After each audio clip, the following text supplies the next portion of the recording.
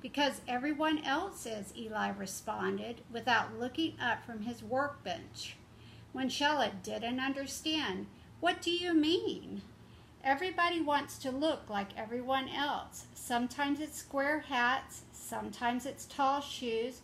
Why, last year the big thing was yellow ears.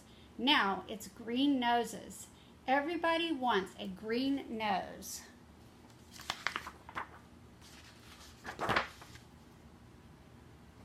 What does a green nose make them? Does a green nose make them smarter? Pinchella asked. No.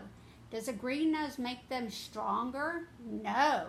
Does it make them faster? No. Then what does a green nose make them? Eli looked up and smiled. Greener. But his smile left as he looked out the window at the long line of Wemmicks. They think they'll be happier if they look like everyone else, but I made them different on purpose. Freckles, long noses, bright eyes, dark eyes. These are my ideas. Now they all want to look the same. Not me, said Lucia. I'm happy just the way you made me. Me too, agreed Pinchella. I don't need a green nose to feel special. Then he paused and he looked at the village. But I would like to see how a green nose looks up close. Want to go?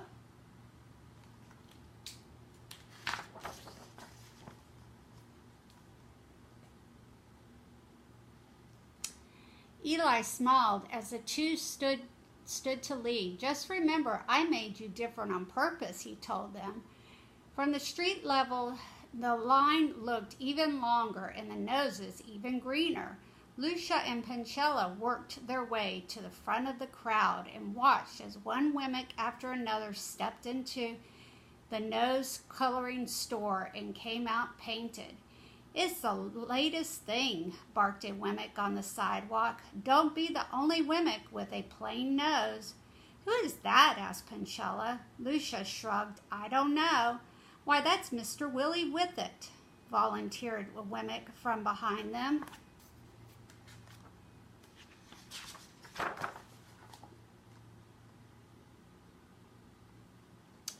Does he run the nose painting store? Said Pinchella. More than that, the Wemmick explained. Painted noses were his idea. So were the square hats and the tall shoes and the yellow ears. New things are his thing. He decides what is with it. Isn't he the best? Lucia and Pinchella took a good look at this tall Wemmick with a deep voice, big smile, tall hat, green bow tie that marched his oh so great green nose. Both were thinking the same thing. Lucia asked it. Who made him the new thing picker? The Wemmick looked puzzled, like he'd never been asked that question. Well, I don't know. He always has. Then his eyes brightened. Wait, look, here comes a new nose. Oh, said the Wemmick. Ah, admired some of the others. The just-painted Wemmick didn't stop to speak. He just kept his nose in the air and walked past. All the green-nosed Wemmicks did this. After all, how could your nose be seen if it wasn't in the air?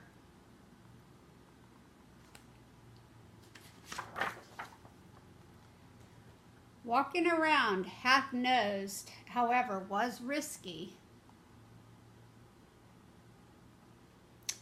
Wemmicks walked into doors, walls, even each other. Lucia and Pinchella had to be very careful. Wemmicks took up the whole street. Step back, he announced. It was the mayor.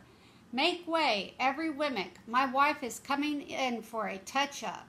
With one hand, he waved back the citizens. With the other, he guided her through the crowd. Horrible, just horrible, she cried, covering her nose with both hands. I chipped some paint when I bumped into a tree. Now the real me is showing. Horrible, just horrible. As the crowd passed, Lucia shook her head. Such a fuss over a green nose. Yeah, agreed Pinchella. You'll never catch me in that nose coloring store.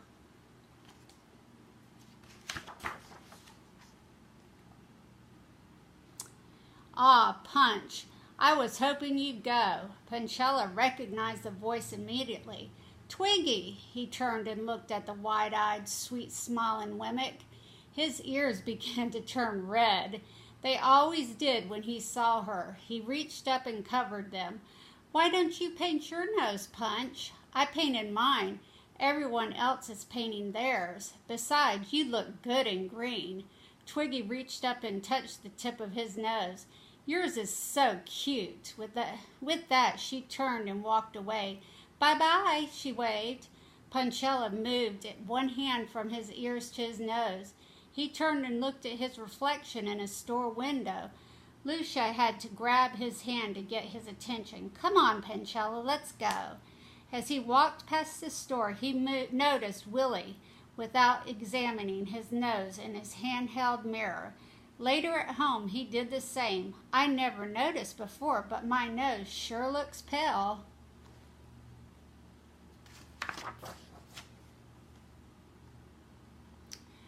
The next morning, Punchella walked down the street and with his friends, Splint and Woody.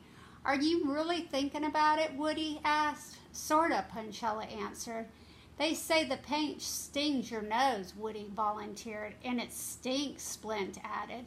"The brush could get in your eyes," Woody continued. "And if it only comes off with sandpaper," Splint nodded. "Shh!" Punchella put a finger to his lips and pointed at a large crowd of green-nosed Wemmicks standing in the square. "Something's going on." The mayor was standing at a platform, his wife, nose freshly painted, and Willie, with it, were on either side of him. "Welcome, one and all, to the first meeting of the Nosy Wemmicks Club," he announced. "Your glistening green sets you apart as a With-It Wemmick." As if one on cue, Wemmicks began stroking their noses. "You are classy, you are keen, you are awesome, you are green."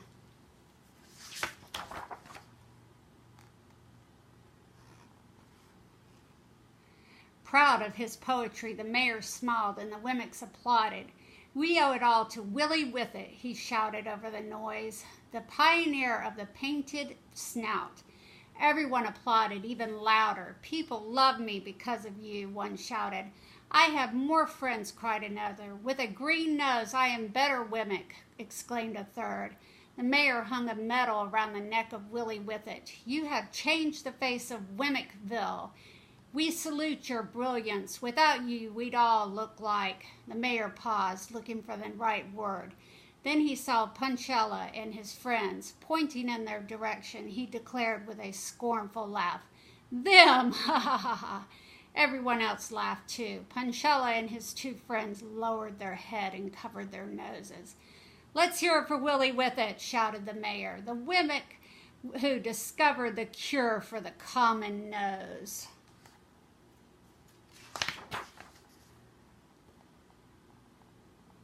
As the townspeople shouted and applauded, Woody, Splint, and Punchella quickly turned and walked away.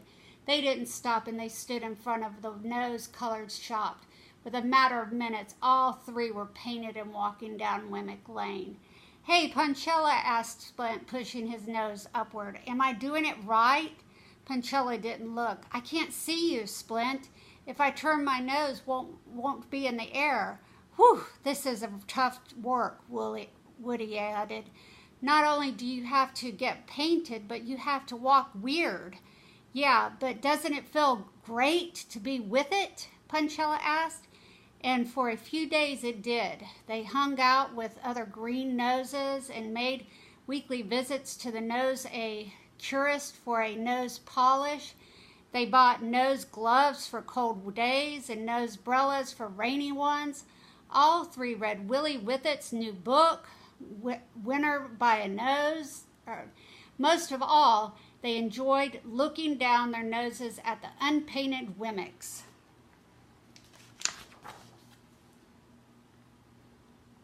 One day, when they were feeling especially smug, Splint said to Punchella, "I just can't imagine who wouldn't have a green nose." Punchella agreed. "Anyone without a green nose is so—" "So what?" a voice interrupted. It was Lucia. Puncella was embarrassed. "I haven't seen you in a while," he said. "You haven't seen anyone in a long time," she replied, "except yourself."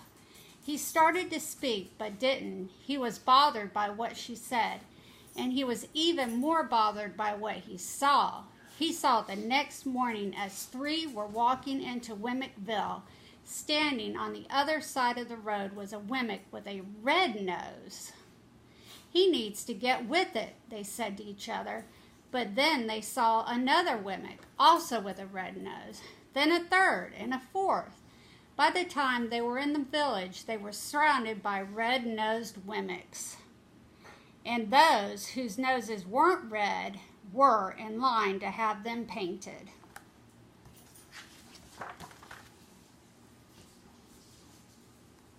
Step right up," shouted Willie Whippet from the steps of his store. "Green noses are out and red noses are in." "But we just got our noses painted green," they told him. "No problem," he replied. "Our red will cover the green. Step right up and get in style." The three friends looked at each other. "We thought we were in style," Woody moaned. What could they do but stand in line and have their nose painted red?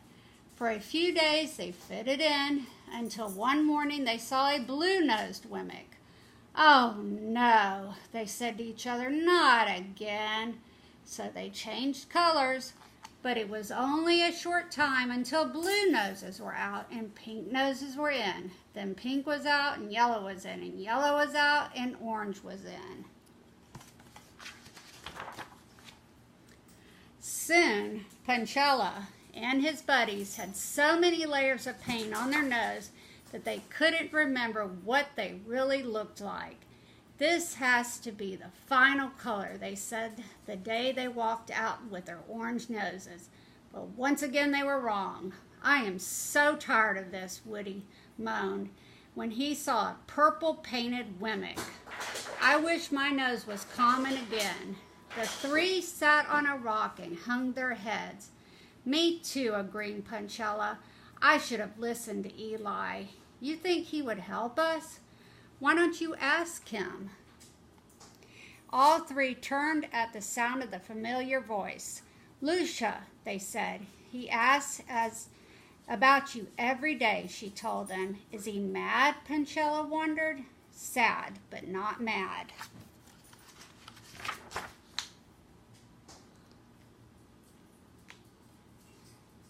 Puncella looked up toward Eli, house on the hill. "He told me to tell you to come." Lucia spoke again. "Could I take my friends?" "Of course."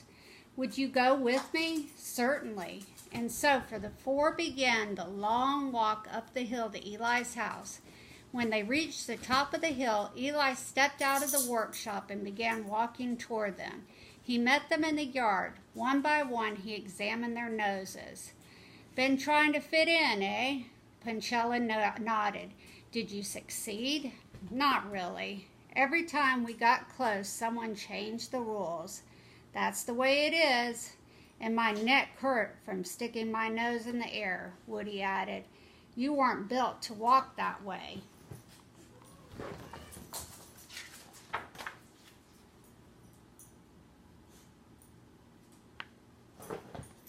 "We just wanted to be ourselves again," Splint said. "I'm glad to hear that. Can we?" they asked. "Of course you can," Eli replied. I'll always help you be who I made you to be." Then he reached in his pocket and pulled out a piece of sandpaper.